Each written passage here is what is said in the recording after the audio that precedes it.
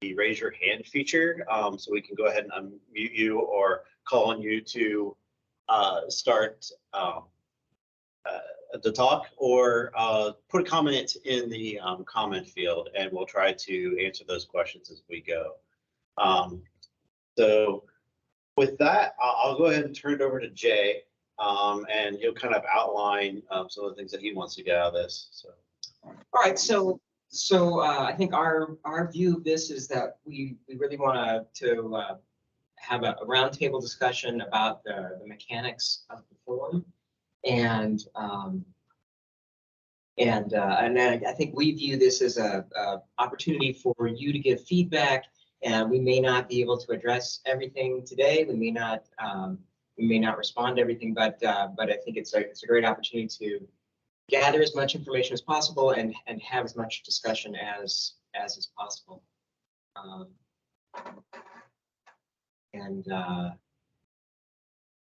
think we've got such a large number of people. I think probably we'd just begin with any comments or questions that people have. If there are any.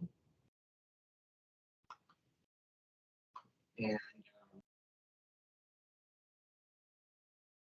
if not, one thing we could start with was there was a question earlier about what do you do if you have a wetland that extends from a farm field, from a cropped farm field, say into a wooded area or a undisturbed area. How do you record that on the form? And what the way we would handle that is that the area in the woods or undisturbed area would be filled out on the form as it is. The area that's in the cropped area would not require a permit, as the law states. So that's how we would handle an area like that. Looks like Aileen Driscoll has a question. Go ahead, Aileen. Okay, it's really just a comment of the mechanics on the form. On the second page, under question 6, where it asks you to indicate which method used for rapid assessment methods, it'd be great if there was a box there that we could enter into. Yeah, that's a good comment. And then there are a couple spots where it asks you to, attach justification. And it would be great if the third page maybe was just a box where we could enter that information. Okay.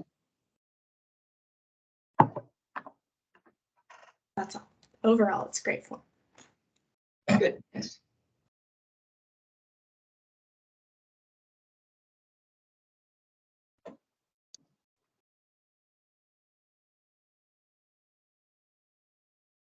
Anyone else have any questions or comments? I mean, again, this is us. I mean, we do recognize how big a hurry we were in when we tried to do this. So if there are, I guess, questions or comments, now's a great time. We really are generally looking for some feedback on this.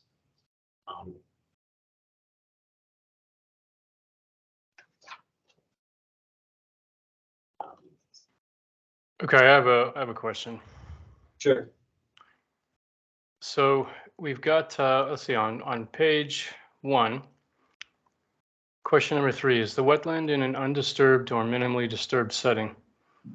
Where should we go to get a little more detail, clarity on just when a wetland is undisturbed or in a minimally disturbed setting?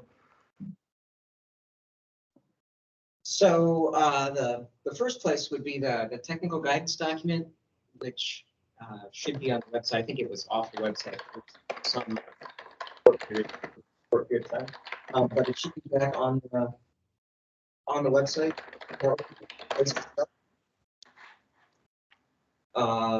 And I think for undisturbed, the place starting for determining if something is undisturbed is the law, where it has that January 1st past date for hydrology or vegetation.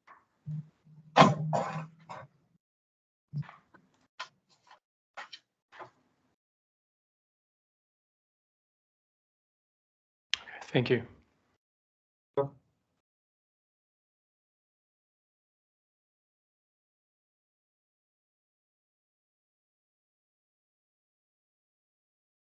I can't say, Sarah, it looks like Sarah Wright has a question. Go ahead, Sarah. Sorry, so it's not a question about the form itself, but just, is there a standard or statutory review time for once this form is submitted? Because usually, typically we've gotten a JD from the Corps, and then at that point, sometimes our clients think like, okay, well, we're good to go. All these wetlands are isolated and they're all, say class 1 exempt or class 2 exempt. But then we go through the process of submitting the form and getting that approved, obviously, for this determination, waters of the state determination. What's the time frame on that? So we don't have a set time frame. I believe our target deadline was to have everything done in 60 days. I think normally we're much faster than that, but I think that was kind of something we had thrown out to try to make sure we were getting things out at least by that point. Okay. But I would say to to work with whoever your project manager is at IDEM and make sure that they're where they've got it and see what their expectation is. It's probably going to be based on their workload is probably what's going to Right. Dictate that. I think sometimes the issue is that, how long it takes to get a JD from the Corps is kind of variable as well. So that's 45, 60, maybe 90 days to get a JD from the Corps. And then maybe it's 60 more days to get a waters of the state determination. And like, at that point, and not on anybody, but that I think sometimes it's almost easier to just assume that wetlands are jurisdictional. And go ahead and permit them. Sure. Well, I think sometimes some things are a little bit more obvious, and so there are cases I know where I've had where I can work with my applicants ahead of time. They've coordinated with me. I kind of know what's going on. So I've been able to look at them ahead of time, and we're a little bit more ready. So once we get it from the Corps, we can be a little bit faster. So maybe can do some more coordination that way. But I mean, I don't have a clear answer for that. That's probably something we should think about. Yeah, I guess I think my biggest thing is if there's clearly class 1 isolated wetlands that should be exempt, it seems like maybe there should be a faster process for just that. You know what I mean? Sure. Okay. Yeah. That's all. Thank you, Sarah. Thank you.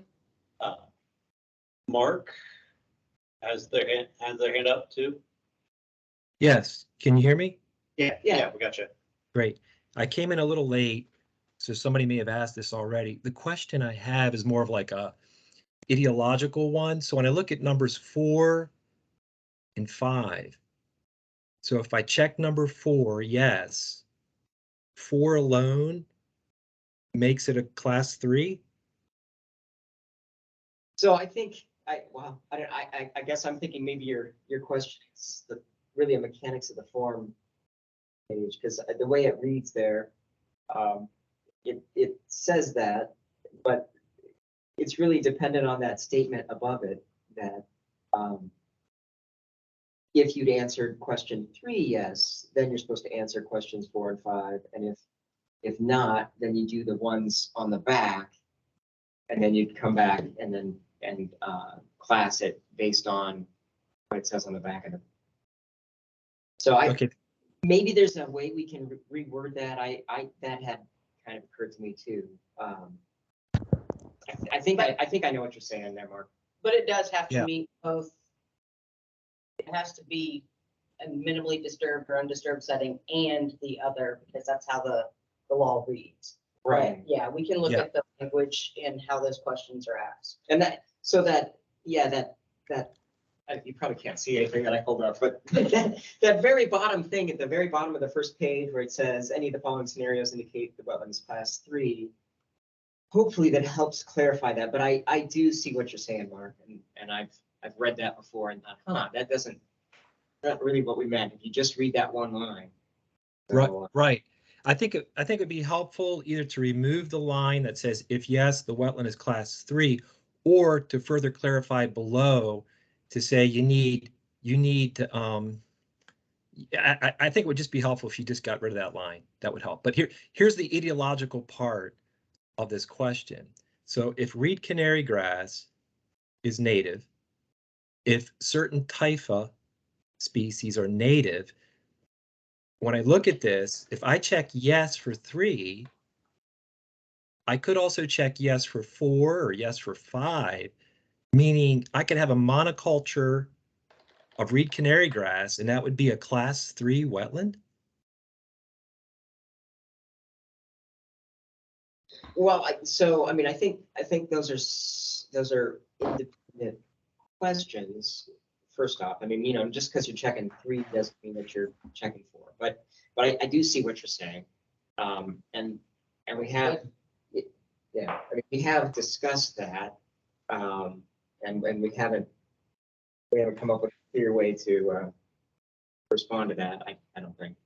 Yeah, because I'm struggling with that. If on the back end for mitigation, et cetera, if we're only allowed to have 5% of this or nothing of that, and yet these species, regardless, Well, right? so this is the sort of case where what I think the comments, and I forget which number it is, but where it allows you to put in separate justification, that's what I would do is, you fill out this form, but say, okay, you really believe it's a class 2 or class 1 wetland, and then you provide your justification.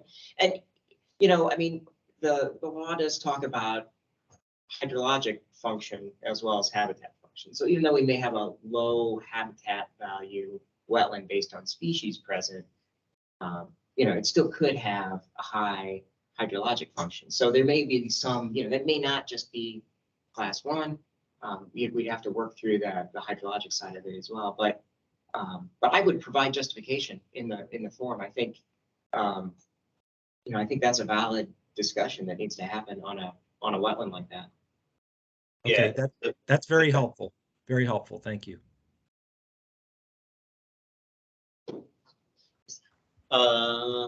Thank you, Mark. Marissa has her. Yeah.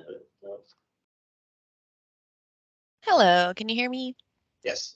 Awesome, thank you so much. So I had a question on number 7 on page 2 about the parcels with wetlands. I was just hoping for more information, such as if we had an agricultural wetland and it's on the border of 2 parcels, does any county road that it borders that parcel count?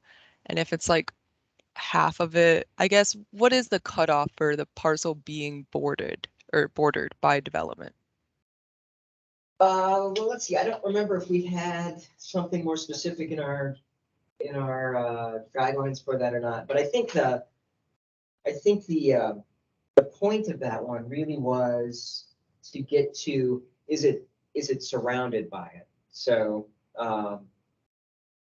if you're out in the country, you've got one county road on one side, I would not check that box. I don't. Gotcha. I think that's my understanding. But if it's within a field and the field has a road, like it's just on a block, that would count.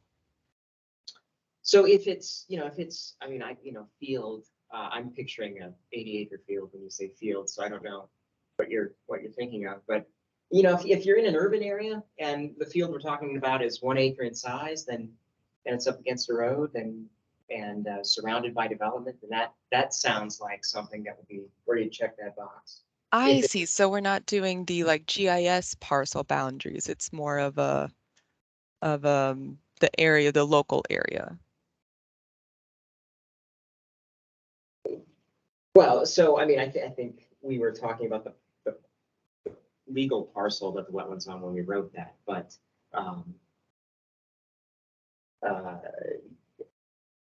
Now, if all the surrounding parcels are all still owned by the same company, it's all still gonna be part of a greater project, then that would be your surroundings. I don't think you say, okay, well, I've got 4 parcels and they're all the same person's parcels and it's all gonna be one project, but I'm gonna break them up into 4 pieces. That's not how we would look at it.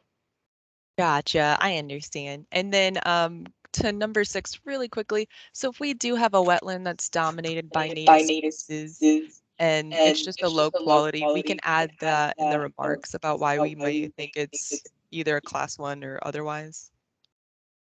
yeah, I mean, if you have reason to believe that the result of the worksheet is not correct, you should definitely, provide what your interpretation of the classification is and your justification for getting there. And when you're doing that, be aware that we're gonna use the law, we're gonna use the guidance that we've got written here as a way to, because we're trying to standardize it. So we'll definitely need that guidance and we'll need a way to get to your conclusion.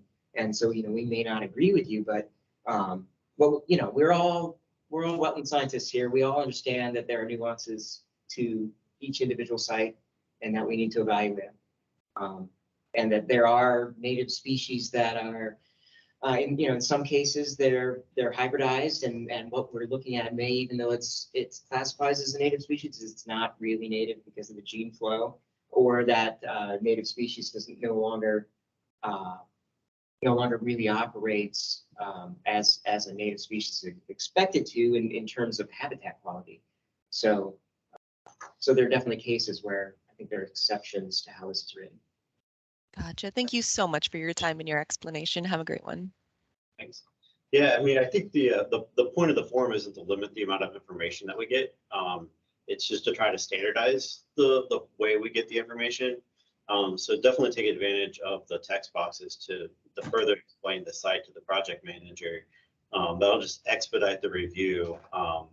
It'll reduce the amount of back and forth. So the more information you can include in the text boxes of the forms, the easier it is for the project manager to evaluate it. So anybody else have any other questions? Again, you just raise your hand and we can call on you. Got almost 70 people on the call. So Joshua. Yes, I had a quick question on number 7, the secondary indicator that says dominant vegetation in wetland is highly adapted to prolonged inundation, fact wet or obligate. I mean, oftentimes you have multiple dominant species on your data sheet. Are you talking about one dominant species? Are you looking for an average? Would it be appropriate to include like a prevalence index threshold in that instead of just kind of leaving it more kind of open-ended? Like a threshold, because if you put a prevalence index, if it's below 2 or something, say, like that's easily definable. But I just didn't know if there was like, are you looking for one obligate species dominant and that would click that box? Are you looking for like, if you have 4, you need 3 out of 4, the majority there? Yeah, I think that's an interesting point. So yeah, I was thinking of just more of a simple majority, but doing something like tying it to the prevalence index might be something that's worthwhile for us to look at. Just a technical moment here. So I got an email from somebody not. Okay, it looks like they got in. Maybe. Yeah. Did Erin just start the other? Yes. Okay, that's good. But she said she started and she let people in and sent the link to this one. So we may be getting additional people joining this one that were on the other one. And to follow up Jay's comment on that, Josh, I agree. I think in general, we were thinking, okay, what are your dominant species? So if they qualify as a dominant species, then are they fact wet or obligate?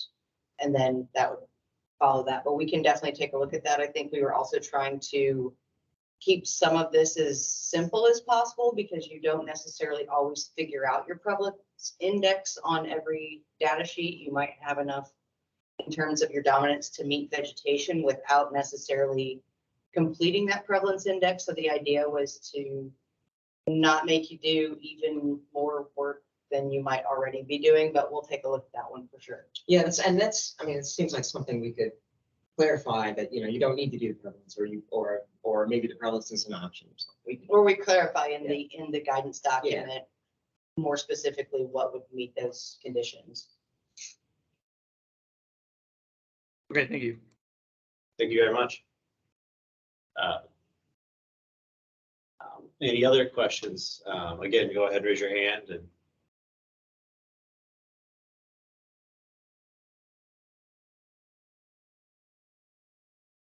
And say, so one thing we are doing now, oh, sorry, go ahead, Aileen.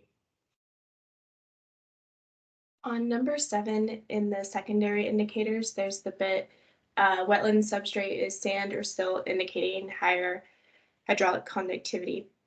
Are you looking for, you know, during the delineation, what soil was identified, or are you typically going by soil maps for that? Because I think I've gotten one back before where it was a clay soil in the delineation, but the soil map said it was silt, and so. Right. I think So- originally the thought was the soil maps because it's something that you could easily access, but again, that would be something I would add in my comment section. You know, while the soils map indicates the soils are this, the wetland delineation and the data points indicated there were different inclusions potentially. I mean, But actually, I mean, I feel like that may be something we need to clarify in the guidance too, because the Wetland Science Advisory Committee, I think when they wrote that up, I think what they meant by substrate was not soil. I think what they meant was the parent material. And it's the lower material that provides that conductivity. But I think maybe we should go back and take a look at what really provides that conductivity for wetlands, and whether we can tell, you know, from a 20-inch soil pit, because that won't tell you what the substrate is if we're using substrate from a soil standpoint.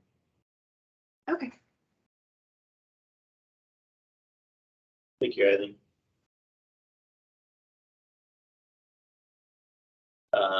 Eric. Go ahead.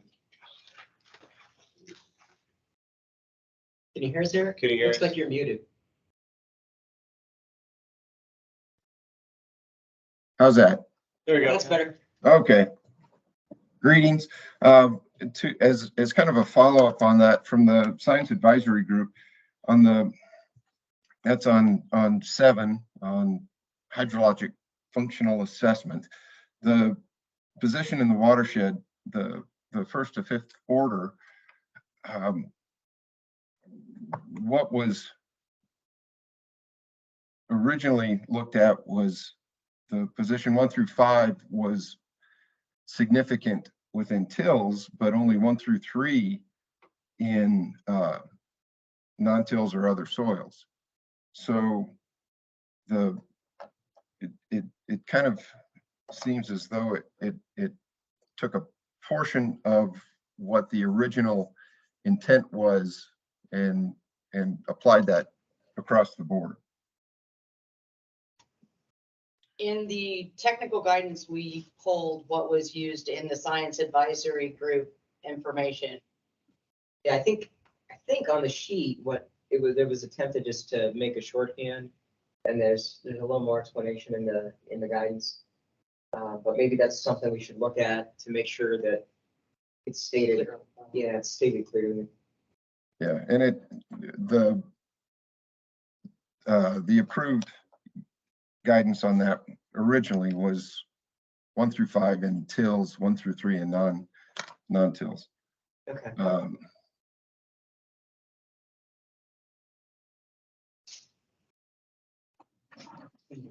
right. And then also on the secondary indicators, there's kind of a conflict in that the parcel within the wetland bordered by development roads or impervious soils would many times suggest a higher level of disturbance and not greater hydrologic function.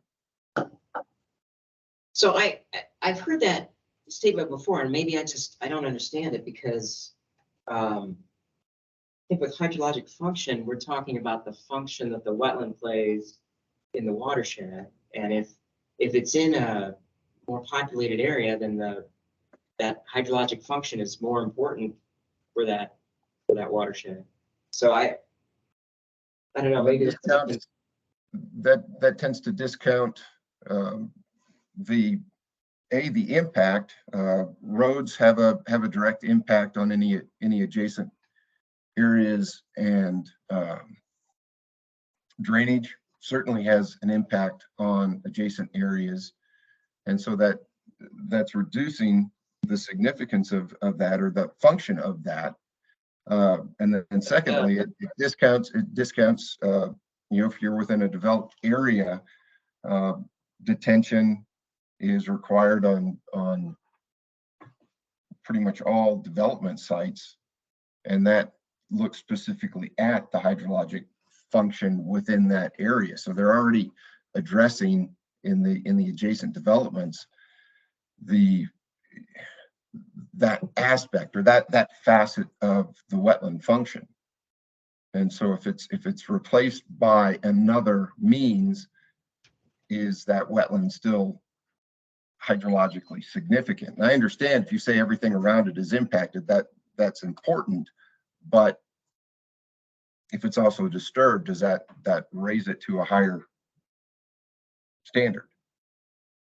So I'm trying to break down what you said, Eric. So as far as detention goes, those detention basins wouldn't have been put in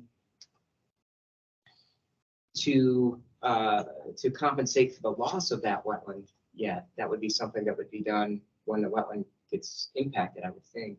Understood, but by saying if it's within that developed area, so I have one piece of the pie that is not developed, but everything around it already addresses that component, the hydrologic function of stormwater. Wait, so what's addressing the hydrologic component, Eric? Under the other area, I see. So we're assuming that the rest of the area has been developed since detention laws came into play. Well, I guess that goes back to the discussion of whether it's disturbed or adding that narrative or added narrative to the worksheet to describe if the surrounding areas, just simply because it's developed, does not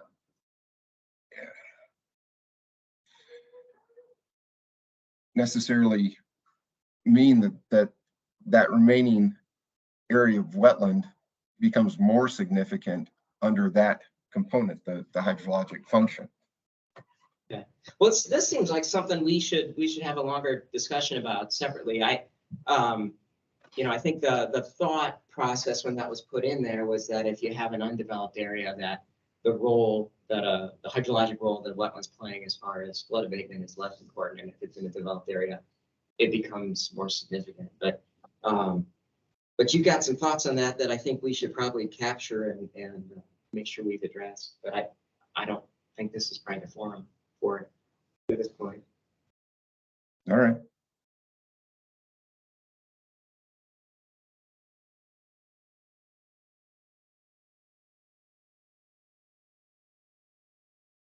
Thank you, Eric.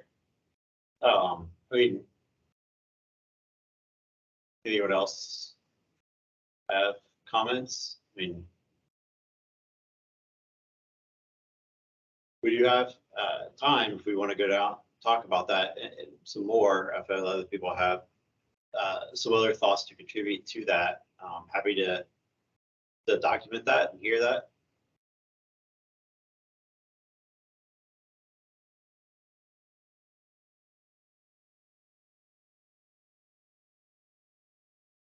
And again, I do think, Eric, you did touch on that. You can put that into the narrative as well if the hydrologic role is accounted for through other means. I think you can address that in the form.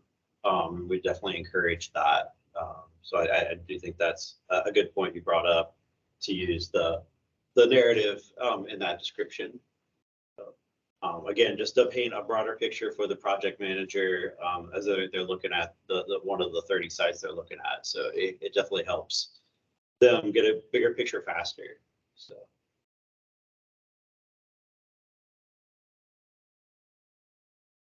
If anybody else has any more questions, go ahead and raise your hands. We can call on you. Olivia. Hi, yeah, I had a follow-up question to a few of the questions that had been asked, just about, providing some of this additional justification in some of these unique cases. Is that, obviously they're unique cases, but across the board with different reviewers, what kind of efforts are there to try to make sure those things are addressed consistently so that we can kind of plan and understand what feedback we might get when we submit additional justifications?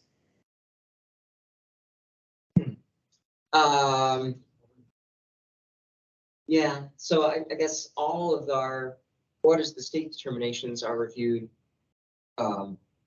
There's a peer review by the same individual, and then there's the review before they get signed as well. So there is some consistency there. I think forums like this are a good place to bring up things if if you've got questions that we need to standardize, or if down the road you see something that seems like it's could use some standardization.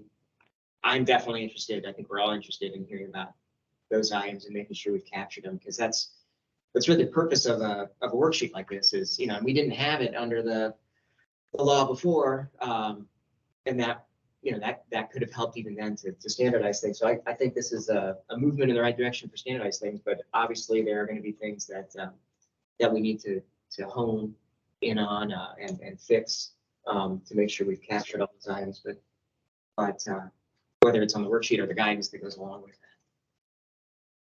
Yeah, as Jay said, we do have multiple levels of review. The nuances of each site, while on the surface, two sites may look very, very similar, but it's important there may be some subtle differences that can definitely change the classification, or some history that can change the classification. And so from a reviewer, as I'm one of the reviewers that does look at these, but more at a 30,000 foot level, sometimes I do ask those questions of the project managers. Why is this one different from that one? So we definitely have that.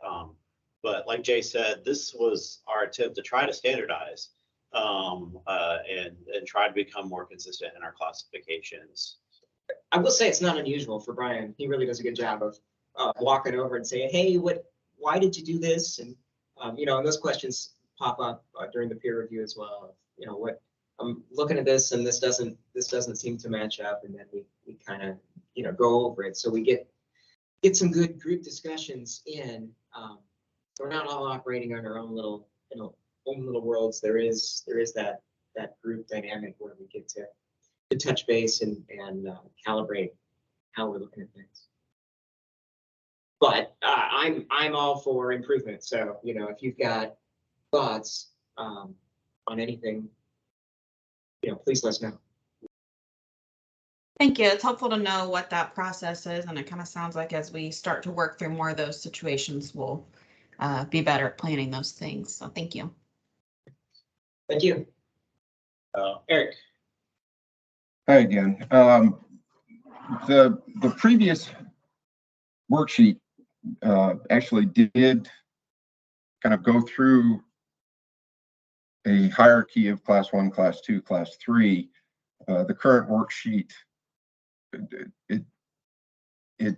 unless you support it by some other documentation, it really doesn't allow you to get to a class 1 wetland. The presence, as Mark indicated earlier, of either invasive or native species could trigger a higher classification than what had previously been identified as a class 1 wetland, kind of discounts the presence of invasive species or modification of hydrology or low species diversity, or uses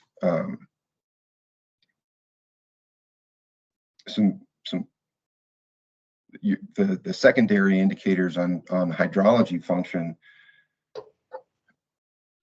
can bump a wetland class that previously would have been considered a disturbance.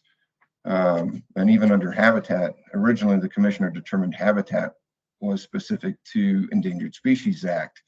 And now, I understand bringing in state listed species, but things like critical habitat and critical habitat corridors,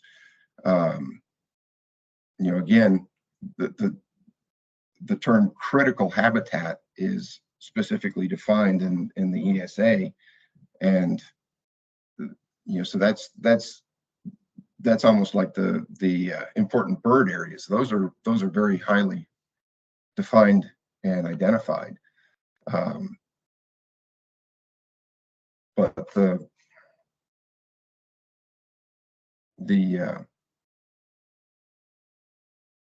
I think just a closer look at some of the secondary indicators would be relevant. We're happy to take a look at some of those secondary indicators. So, I mean, one thing we're doing now that we hadn't done before the law changes, we are tracking how many wetlands are class 1, class 2, and class 3 when we do our water to the state determinations.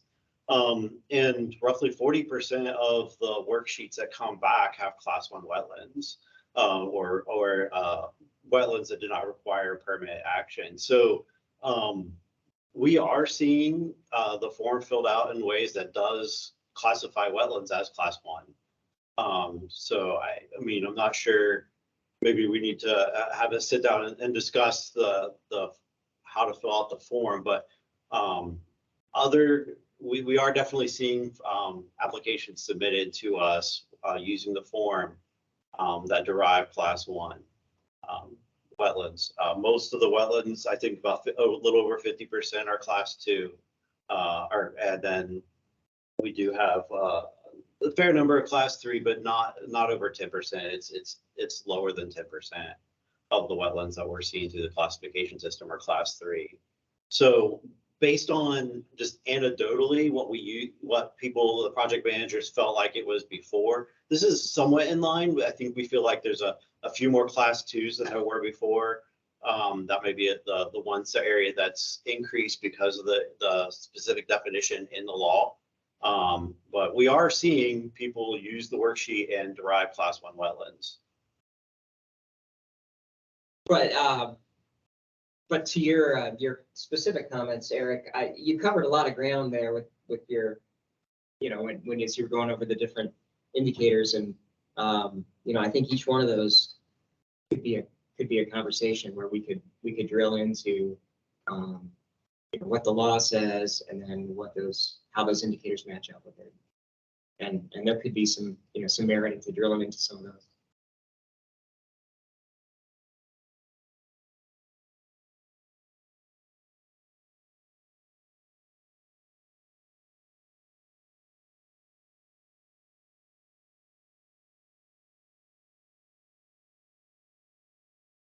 Any other comments on that, expanding on that from anybody?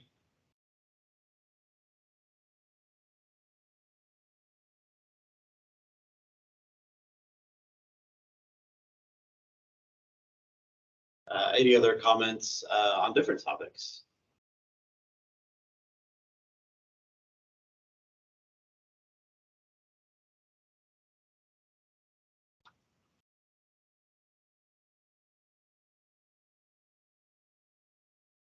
Oh, no, there's nothing. There was something mentioned in the chat that the link for the guidance on the form itself is broken, and that is correct. So we will get that addressed as quickly as possible through management. Made a big note on that. Yeah. Thank you for bringing that up. Yep.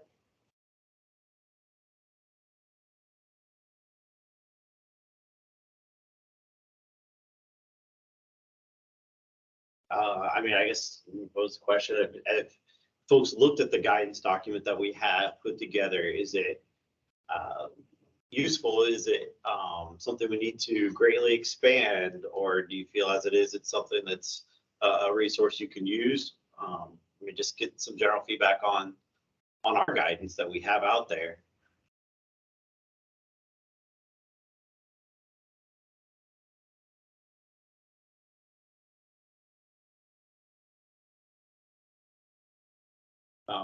I mean, again, I think what we really tried to do is the form uses a lot of the language that the law used. We tried to follow it as closely as we possibly could. There were definitely some things that were undefined within the law, so we turned to the science advisory group, work from many years prior to that, 2004, I think it was, to try to fill in some of the gaps. And then what information we couldn't get from there, we used information from either Army Corps manuals or other things that we do, the basic practices that we've been applying, trying to continue to apply it the same way we've had in the past for things that were undefined and not changed. So that was our target, that was our goal. And hopefully the guidance and stuff reflects that. Again, this is your opportunity to provide feedback. Again, functionally how this works or otherwise. Eric's had a lot of good points brought up. So I mean, we're happy to have discussions like that. Give us some things to think about too when we walk away. We may not be able to fully answer all these questions that get brought up. So if anybody has anything else, we go ahead and get it. Landon. Go ahead. Hi, yeah, so I'm seeing on, going back to the habitat functional assessment in question 6, and I'm looking at Indiana Code 1311-225-8, where we define the wetland classes. I was hoping we could clarify the 4th bullet point down is the wetland dominated by native species. And it looks like if we check that box, then the whole wetland supports moderate habitat and is bumped into a class 3. The definition of class 2 wetland in the law accounts for wetlands that are dominated by native species, but don't have habitat for rare, threatened, or endangered species. So in other words, I think if you have a wetland that would be class 2 according to Indiana code, I'm not seeing how that is dominated by native species, but satisfies the definition of class 2 according to Indiana code. How would you show that on this worksheet? I'm concerned that there's no way out of a class 3 if you have a class 2 and it's dominated by native species, that the worksheet would bump it up into a class 3 territory, even though according to the code, it would be more of a class 2. Am I? Can you just walk through that again? So we're talking about a wetland that is dominated by native species. And Yeah. And then what else? Okay.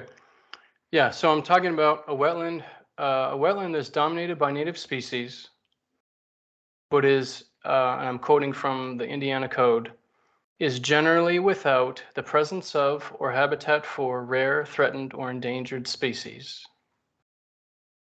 which would mean that it's a class 2 wetland according to the code, unless I'm not interpreting the code properly.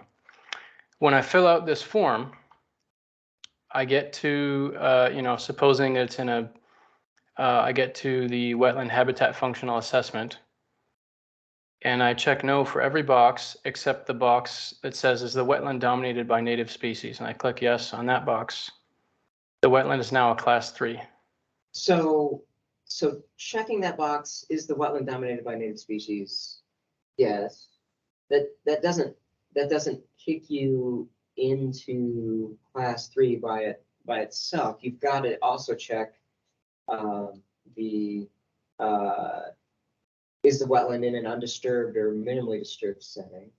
Okay. And the class 3 definition, it's located in a setting undisturbed or minimally disturbed by human activity or development that supports more than minimal wildlife or aquatic habitat or hydrologic function. So if you're dominated by native species, that's more than minimal wildlife habitat. And then if you're undisturbed, you'd meet it, but you're not going to get it just from the native species. You'd have to also check that undisturbed location box. So and that's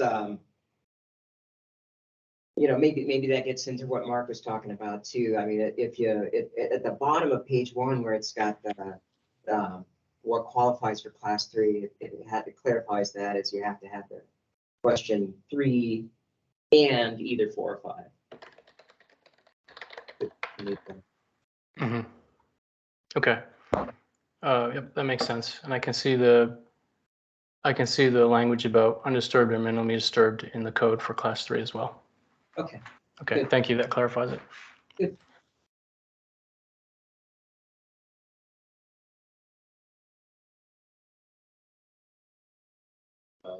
We had a thing in the chat. Oh yeah, Marissa, I think asked, are there any recommended rapid methods you would suggest to complete the wetland habitat function other than the Ohio ORAM?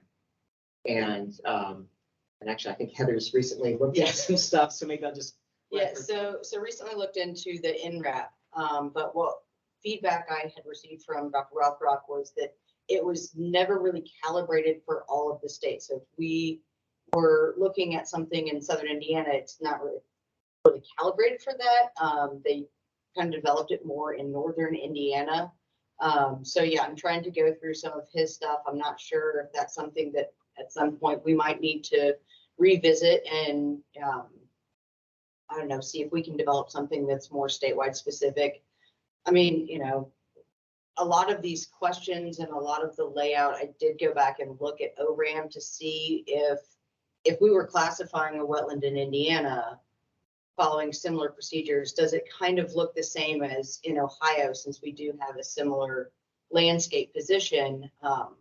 And oftentimes wetlands that were considered higher class wetlands here would be considered higher class there based on similar features. So I think that, sure, if you went out and you just completed the ORAM for your wetland and didn't do this worksheet and said, I want to supply this, then, I think that's something that people could consider too. It's more in depth than this worksheet. And I think that we looked at the habitat function part of ORAM more than some of the other things as well. But NRAP is probably the closest thing that's been developed. It's just not been calibrated, and I don't think most people use it.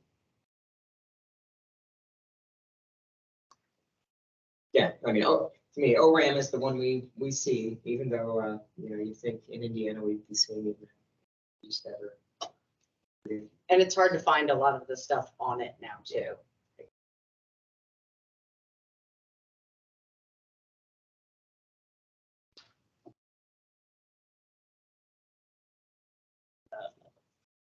Any other questions?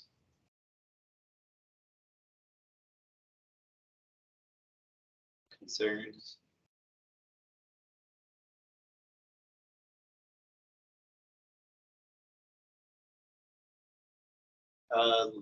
Landon, is that your hand up again, or? Yeah, it is. It is just Okay, yeah, go ahead. just Sorry. just to make sure that that we're all understanding what you're saying. Are you suggesting that every time if we're going to be filling out that wetland functional habitat assessment, that you would need to see the are you going to want to see the ORAM or comparable rapid assessment method documentation every time? No, I don't think that's necessary. I think that was just put in there as something to pick up. So if these other questions aren't picking up on something, but there's significant habitat out there, it can be documented using a rapid assessment method. But I don't think any of us are expecting that to be a required thing at this point. So if one was not going to do an ORAM or something similar, would one just leave that line blank? Like, would Yeah. that be what you? Okay. Yes. Thank you.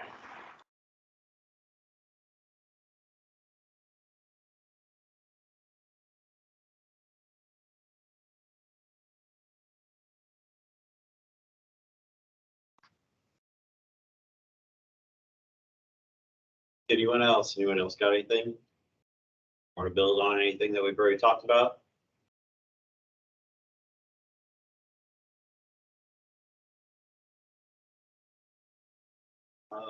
Joshua. Real quick, you kind of asked a question about what we thought of the process. I guess my only concern is, since this is a draft document, and it seems like there's some, things that are gonna shake out. I mean, maybe it won't be that drastic of changes. Is there any concern on a state determination issued this year being different than a following year? And implications that could have on the legal process or anything like that? I mean, my concern is it's changed since it's been issued last year to some extent already, and I could see a little bit movement where it may shake out. There may be more some class 1 wetlands on some projects that maybe it hasn't changed that much. I thought for the soils in particularly, I thought was something that had changed to move to a secondary indicator, where previously it was more like if you had that, it was automatically. So there was a draft document, but that it's been the state form since. Okay. It's been the state form for a long time. January. Yeah. October of 2021 was when it became an official state form. Okay. So it was only in draft form for a month and a half, 2 months at the most. And the change, I do remember there was a slight change in the soils, but that was from the draft to the final version. And we have not made any changes since October of 21. Okay. So yeah, I think that was probably the project I worked on was on the draft form, I believe, where the soils was kicking a lot of stuff in that we thought could be phase 1 or phase 1s, class 1s into class 2s. So that may have worked out a little bit differently now, but I just a thought, like, I don't know how much this form is going to change or what the intent is, if it's a living document, or it seems like, I guess it's more locked in right now. And I guess I missed the fact that it was approved, so apologize for that.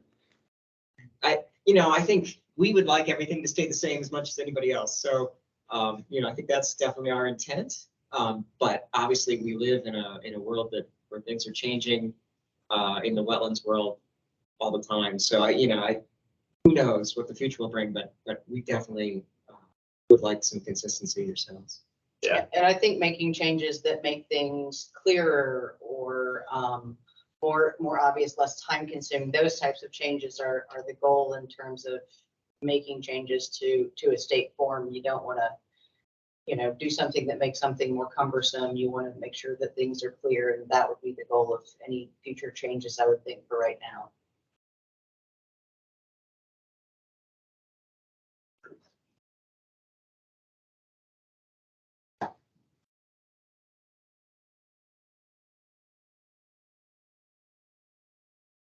Any additional topics?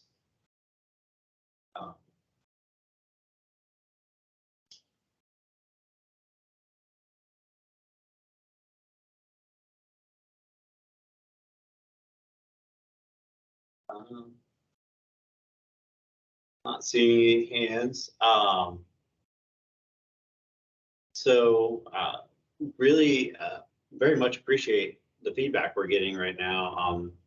This actually worked out pretty well, I think. I'm getting some comments and feedback for us to look at from a consistency standpoint, and to possibly provide some better clarification on the form, put into practice, or put on the form what we're doing in practice. So so I think it was very useful. You guys can always reach out to us.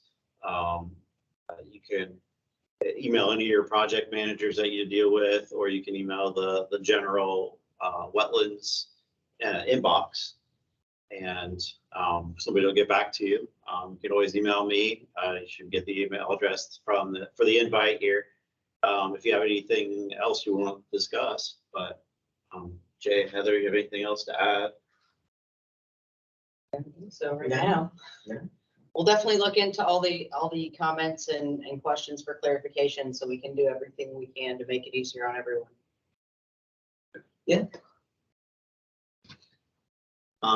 With that, thank you again very much, everybody, for participating and with all your questions and your feedback. So, thank you, everybody. Thank you. Thank you.